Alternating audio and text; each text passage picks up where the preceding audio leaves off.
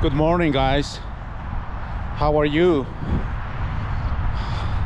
I really hope that you guys are doing okay. I don't think most of us are doing well, unless if you are rich, right? But the working class, I don't think we are doing well. So I just hope that you are handling the situation the best you can. So it has been a long time since I put my last video, and even though I have a lot of content, but I did not have the time. Well, I had the time to put it out there, but I didn't feel like it. So I will do that. But right now, the reason I am recording this video is because I want to wish you the best, and also to tell you or to let you know what's going on with me, okay? But the things that I'm gonna tell you, or I'm going to let you know, is not because I want you to feel sorry for me. It's, I'm telling you this because I think it's a good thing. It's a really good thing to let you know, guys, that the trucking industry is not doing well in 2022. So, and I am paying for those, this is the consequences that I am paying for. But meanwhile, please, if you like my content, if subscribe, share it, give me the thumbs up. It will help me to grow this channel, because that's what I want to do. I want to talk about trucking and how trucking affects for good or for bad to our daily lives. Could be with our health, with our family, with our bank accounts, and everything else. So I am planning to talk about those things in the most honest and efficient manner. So anyways, having said that, let's go back to my main point. So my truck broke down twice in one trip that I was driving from Utah to San Antonio, okay, and San Antonio, Texas. Driving through New Mexico, my truck broke down, and I took it to the Amarillo dealer, the Freightliner dealer. I spent about $7,000 there, and the truck wasn't fixed. It broke down again approaching to Louisiana. So I took it to the dealer in Monroe, and I spent another close to $4,000, and the truck wasn't fixed. So the truck broke down again, and this time was my my engine. Okay, the first two times was the problems was with my DEF, the after treatment system. So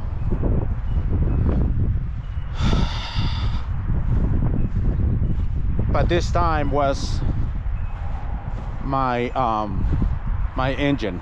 One of the valves bent, so most likely the head is screwed up.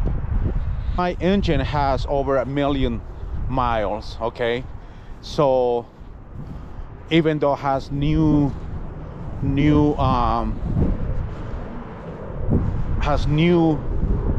fuel lines, new injectors,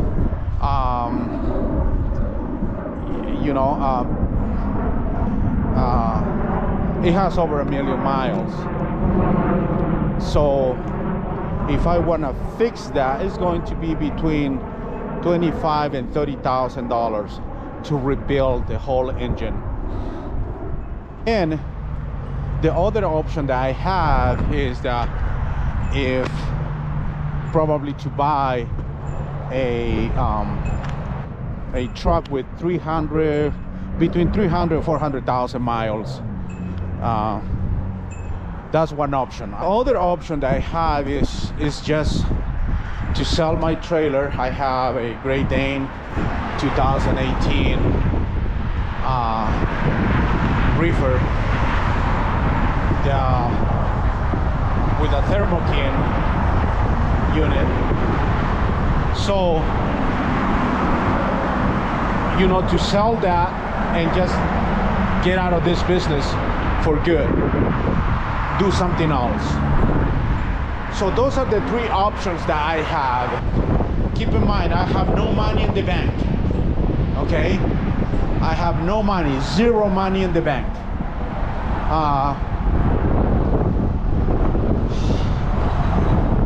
So everything is going to be credit, right? I know for a fact that BMO and the other companies, finance companies, approved me for $140,000 truck. My bank approved me for $100,000 truck. So I know I have that option for a fact, right? And then my other option will be to sell my reefer, which is paid off. Sell my reefer. It's a 2018 Great Dane. It's in good shape with that thermokin unit. I bought it new, 0 hours from the dealer in at the end of 2017. So I don't know how much I can get, probably $30,000-$40,000, because now the equipments are a little bit cheaper than they used to. So I have those three options, and I have no money in the bank, okay? Zero. And the reason that I have no money in the bank is because since 2022, I refuse to haul cheap loads. So what I was doing is, every time the opportunity present, when the broker needed basically a hot load, I charge my rate. That's the way I was working. So I wasn't working as much as I was supposed to, because I felt that if I start hauling cheap loads, I was being a traitor to the rest of you guys. I felt that I was going to damage this industry. I felt I was giving the message to the brokers to charge less and less, because I was going to accept $3, $2, $1 mile loads, and I don't think that's fair. I think that's damaging, for the whole industry. Even though I was inflicting huge damage to my saving account and to my own well-being. But you know, at the end of the day, it's not about me, it's about all of us. So I didn't want to send that message that most of us are doing, you know. The message that most of us are sending to the broker is that pay us whatever you feel like it and we're gonna be okay. And that's the reason I didn't do it. So now I am paying the consequences. Since 2022, I was using my savings and combined with the loads that I was doing, you know, I was basically driving 3,000-4,000 miles a month. You know what I mean? And then I went up to 5,000-6,000 miles a month, and little by little, you know, my decision start poking a hole in my pocket, in my bank account, you know, in my whole economic situation.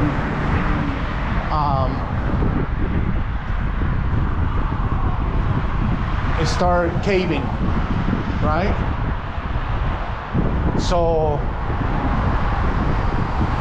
in my truck broke down, you know, at the last minute when I had some money in the bank, you know, and I used it all on trying to fix it, but that didn't work the way I wanted. So it was my decision to do this. It was my own decision, nobody's decision. Okay, even though my wife advised me to, at the first time when my truck broke down, she advised me to bring it back to Utah. So because the dealer in Utah, they know me, and I also have friends, you know, they could help me out and stuff like that. But I didn't listen because I thought if I tow my truck to Utah, it's going to be really expensive. You know, at the beginning from Amarillo, Texas, we are talking about 800-900 miles, right, to Utah. So we are talking about probably the cheapest $6,000. But now looking back, you know, $6,000 is a lot less than $12,000 that I spent for nothing. So it's my decision. It's nobody else's fault. It's now the government. It's not the, you know, it's not the Republicans' fault, nor the Democrats, nor the immigrants, right? So it is my own fault, and I have to man up. I have to do the right thing. So, you know, take like a man, take responsibility for my own actions, for my own decisions, and it is what it is. Now, basically, I am broke. I have no truck. I have no money in my bank account. And basically, the only thing that I have is a good credit and a good company that, you know, with good record. That's it. That's all I have. So that's all I have. If I want to start, basically I'm going to start with 50%. And another thing, in March 3rd, I just renew my my insurance. So I renew my insurance when my truck was broken, and thinking that I was going to be able to fix it. It didn't happen. It didn't go my way. So I would love if you guys have an advice for me. If you think it will be better to fix it, knowing what you know, knowing that this is going to cost me $30,000 to rebuild the engine, knowing that the DEF is a problem, especially when a truck is over 1 million miles, 1,100,000 miles, okay? And then the other option will be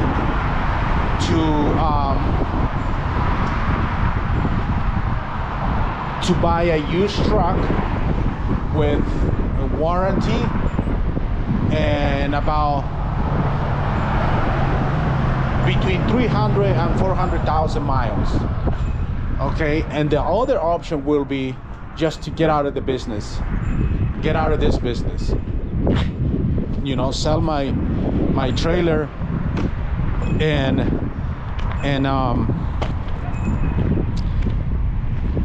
just get out of here for good, and forget about driving, because I'm not going to drive for any company or for someone who is going to use my skills, my knowledge, and is going to pay me 50, 70, 80 cents per mile. I'm not going to do that. I refuse to do that, okay? I will work for someone who pay me by hour, hourly wage, and with insurance and vacation and everything that a worker deserves. That's the only way I can drive for someone. It could be for a big company, corporation, or a small owner operator. If I don't get all those conditions, then I rather go and flip hamburgers somewhere, okay? I rather go and work mowing lawns and cutting trees and stuff like that. So like I said, guys, I would love if you guys can help me with your comments. What should I do?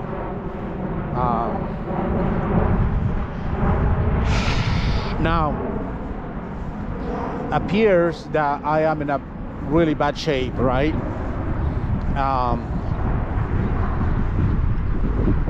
But I am not. I feel like I am lucky. If I compare myself with people who are losing their jobs for no reason, right? People who serve to defend their country, and now they are losing their jobs.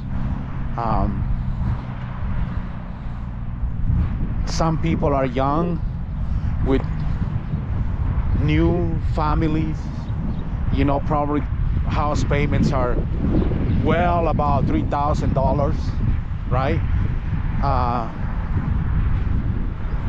People that have children with disabilities, people who have parents with disabilities, old people who have the only thing that they have as a source of income is their Social Security. So all those people, they are hanging, right? And most of them are already in the hole because they got fired for no other reason than someone who has money that not even his great grandchildren will be able to spend ever. I can even imagine the amount of money. I don't know how many years will take me just to count it, you know, just to count it full time. I don't know how much time will take me to count the money, the amount of money that this guy has, right? And he is making decisions for people who are in need, for people who went and put their lives in the line and were willing to die for our safety, for our freedom, for our country. You know, this guy didn't even grow up in America, right? You know, when he came here, well, this is history.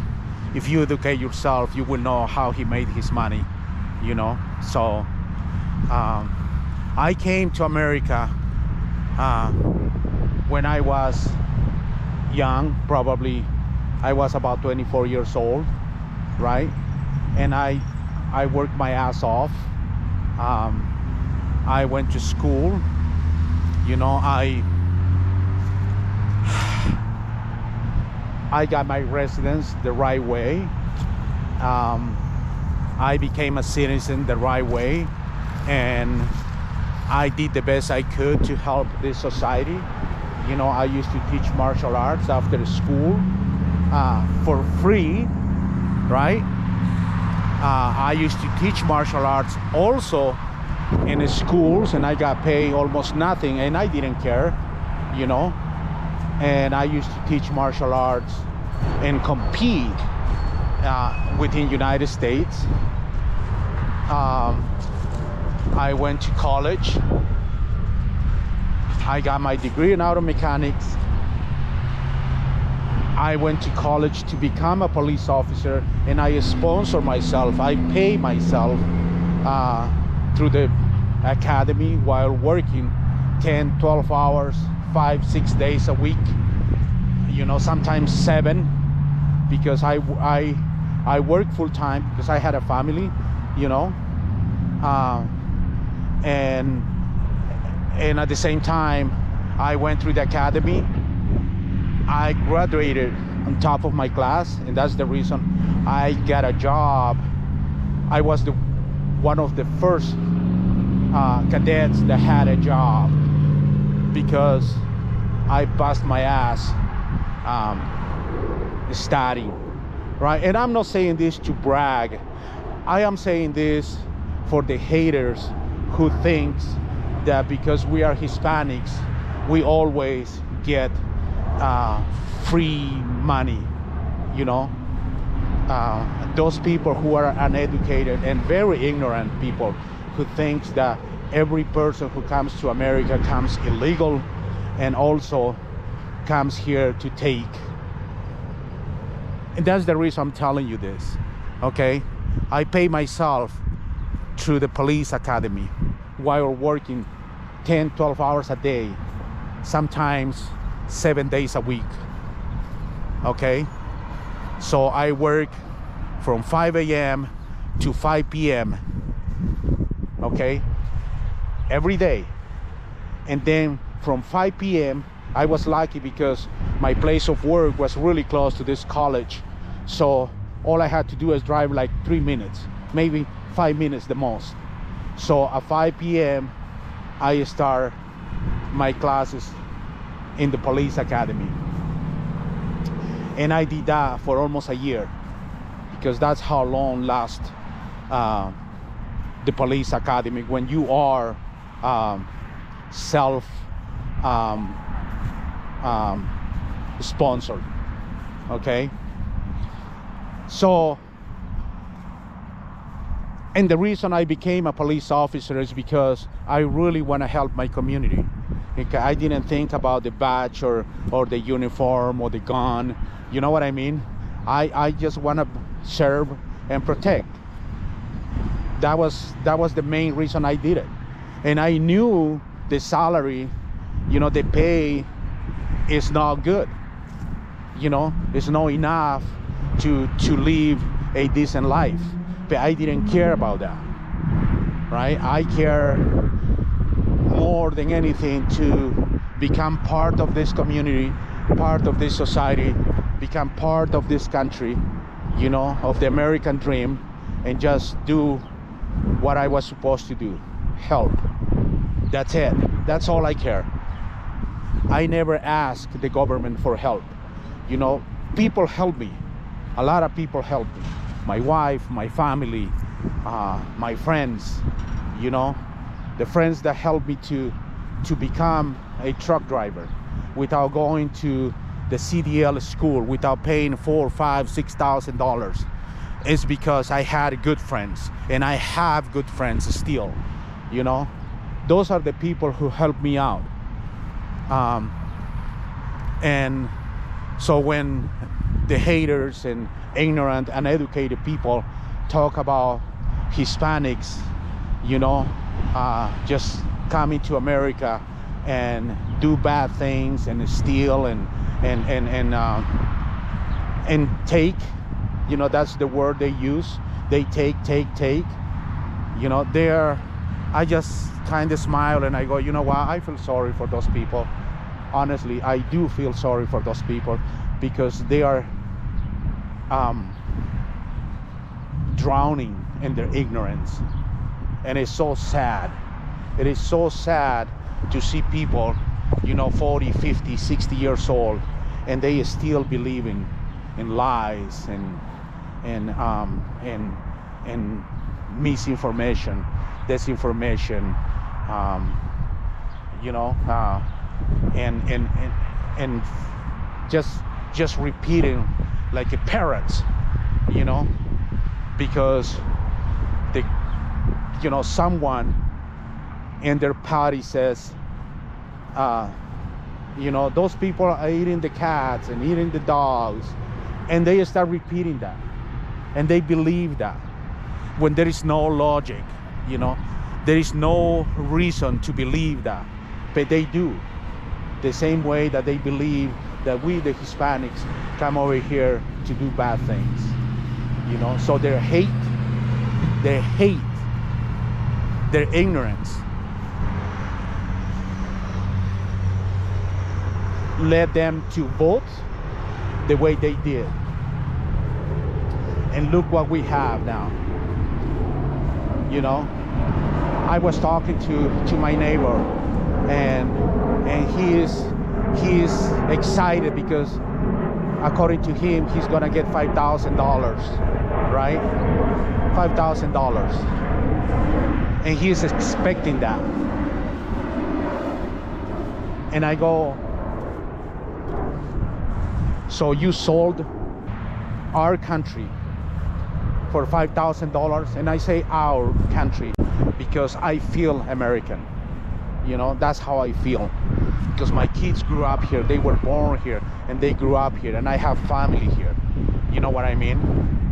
And I did my best, and I tried to do my best to adapt to the culture, and when there's bad things, I will call it out too. For instance, in trucking, a lot of people think that, okay, I'm gonna buy another truck, so I'm gonna put a driver. I think that's a bad thing. It is really bad for the industry, for the society, for the community. It's bad, to start employing other people when you don't have enough money to pay those people, when you don't pay them insurance, benefits, vacation. You know what I mean? When you don't treat them like a human being, when you continue with the exploitation and the abuse. Because I feel like that's an abuse. That's a continuation of exploitation, right? Because as a driver, I wouldn't do that. I wouldn't drive for someone who's not paying me what I deserve. So why should I do to other people the things that I don't like people do to me? That's a hypocrisy. Okay, you have to be a selfish and hypocrite. You know, if you don't like it when people mistreat you, when your employer mistreat you, why you mistreat other people? Why it's a bad thing when they do to you, and why it's not a bad thing when you do to other people? That's the question I have. So these people who vote for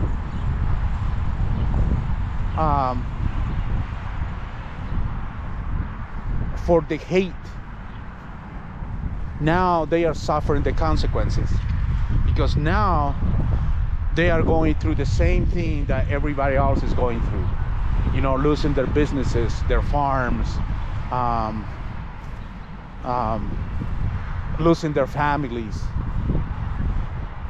So I don't understand.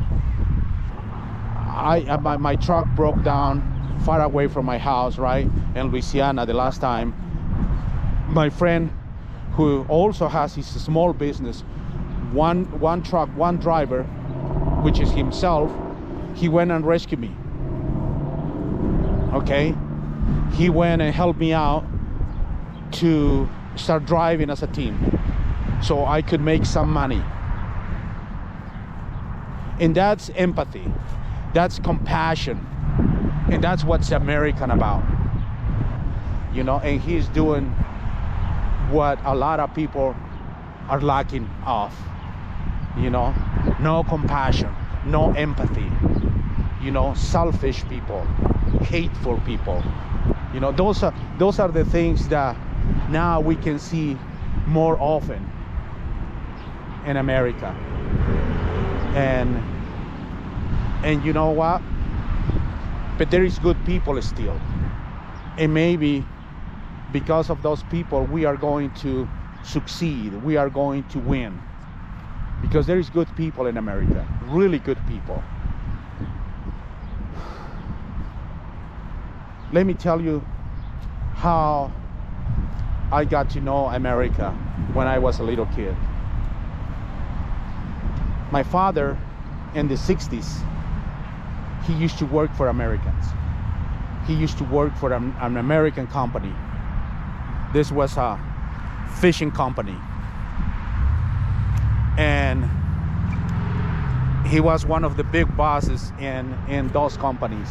So he had to deal directly with the owner and the CEOs and the administrators from America. Okay? And one thing he always told me, he says, I was a little kid in the 70s, you know, in the 80s. He used to tell me, I hope one day you go to America so you can learn what is to have principles, values, how is to stand up for what you believe. You know, that you will learn that your word is more valuable than anything. You know what I mean? You don't need to sign a paper to compromise with someone. You shake your hands, or you shake someone's hands and give your word that you are going to do something, and that was enough. You know, you will learn that those people have compassion, empathy for others. You know, we can argue about politics and business and all this BS that we want to argue. It doesn't matter, right? That's another topic. We can argue about politics. That's okay. You know, maybe you guys who want to argue, you guys have your point. And I accept that. But the point I want to make is those people didn't live in Peru. They had their business there. And when in the 70s, the huge earthquake that killed 70,000 people or more. If you can Google, if you have the time, Google it. In 1970, we had a huge earthquake. So people, complete neighborhoods disappeared. Okay, 70,000 people died, and they never found them. So, anyways, those people who own these companies and work basically in Peru as well, they gather so much help, tents, generators, food, canned food, and they start taking, even though the roads and everything was destroyed, but they found a way to take the food, the tents, and the generators for those people to help them out. They didn't have the necessity. They didn't need to help those people, but they did, because that was America. Okay?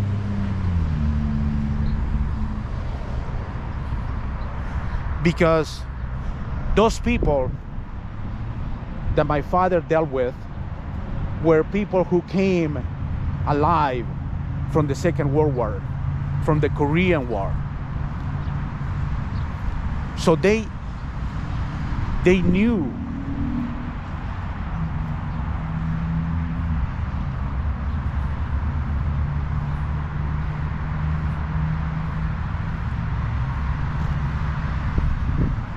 knew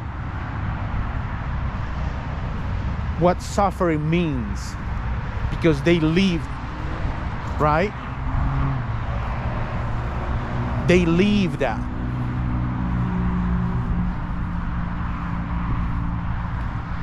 They knew how you feel when you are in a trench, helping each other to survive. They knew that. So that feeling, the experience that they had, that they suffered, made them compassionate, to have empathy for another human being.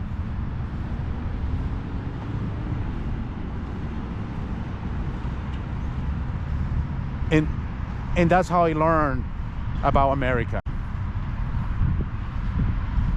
And that was ingrained in my brain. Compassion, empathy, principles, honesty, values.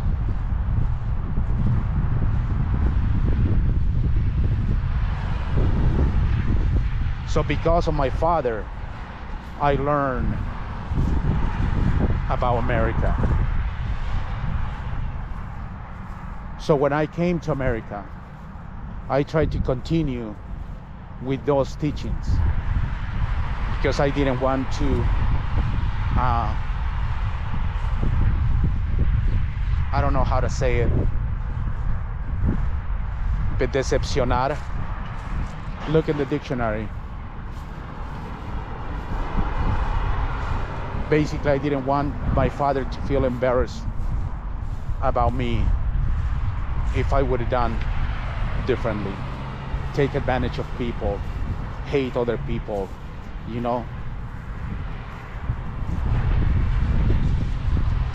Vote to destroy America.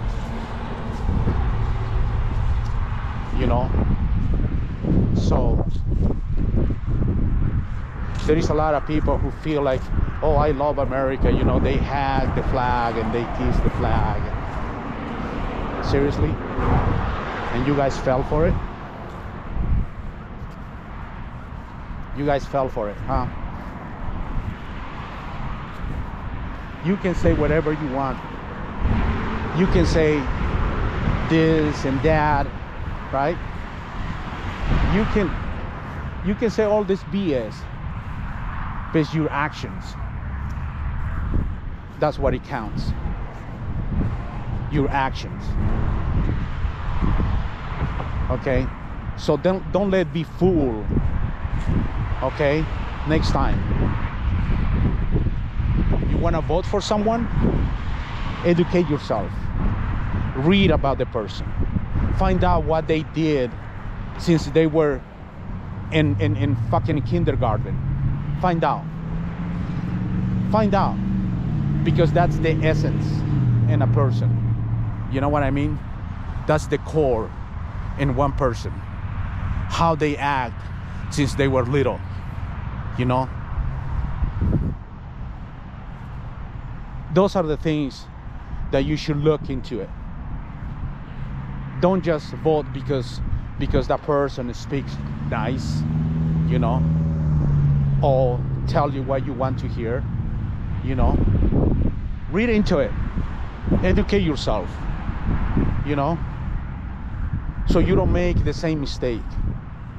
And those are the things that education will give you.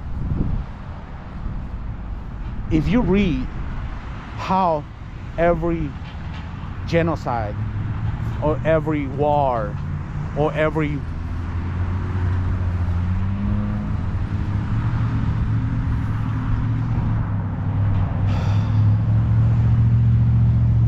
abuse,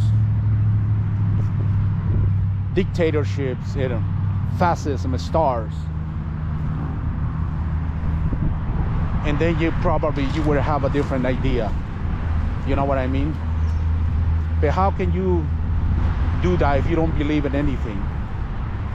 You know, if you read a book and then you go, I don't think that's going on. I don't think that's happening, right? Educate yourself. You know, and when you make a mistake, take the responsibility for it. Just acknowledge, accept. You know, I believe when you make a mistake, acknowledging and accepting responsibility, that's a human behavior, a good human behavior. You know what I mean?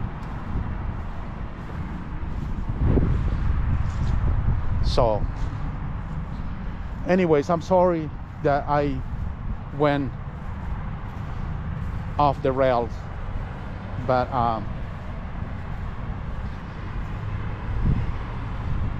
I feel sorry for a lot of people who are suffering right now. Probably next time is going to be my turn, but it's okay. You know, it is okay. Okay, I feel sorry for all of you guys. I feel sorry for the ones who are suffering and for the ones who are inflicting the suffering. I feel sorry.